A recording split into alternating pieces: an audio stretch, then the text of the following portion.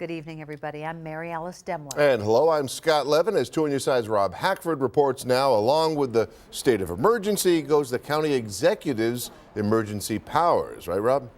Yeah, that's exactly right, Scott and Mary Alice. The end of this emergency order that'll happen tomorrow at noon does not mean that COVID restrictions can't be put in place in the future, but from Saturday on would require the input of the entire Erie County legislature.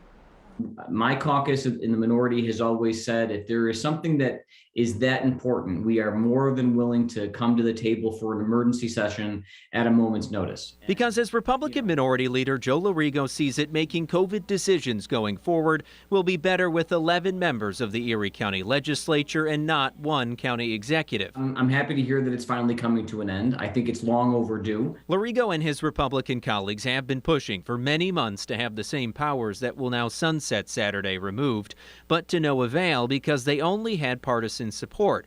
Now citing falling hospitalizations, fewer COVID cases, and lessening strain on the healthcare system, Poloncarz said in a statement the county is revisiting the state of emergency, stating in part, quote, "These are good signs, but Erie County will continue to monitor these rates and other potential areas of concern with the virus and its variants.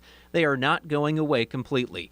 First-term legislator John Bargnassi. I think the legislator is always ready to evaluate and always ready to react for the people's needs. I think it is important to point out that this is not something that's going away, but it's something that we're living with and living through. And we have been for a long time. I think the main point that we have been trying to make for so long is that it's no longer an emergency. An emergency that Larigo does give the county executive high marks for responding to early on and less so in recent months. Bargnassi, who saw the same COVID response from outside ledge politics as Tonawanda deputy supervisor, he says emergency powers became a political football. This was a very difficult time for people to manage a large community. And I know that from being from the town side, now moving to the county side. I believe that the county executive did an excellent job. But now we can finally get back to, the government the way it was intended. There can be checks and balances on the county executive, and the legislature will have a seat at the table.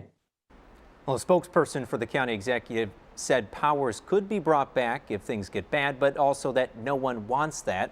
Erie County will also continue to monitor COVID metrics, offer testing, hold vaccination clinics, and supply PPE to municipalities, just at a greatly reduced rate. Scott and Mary Alice.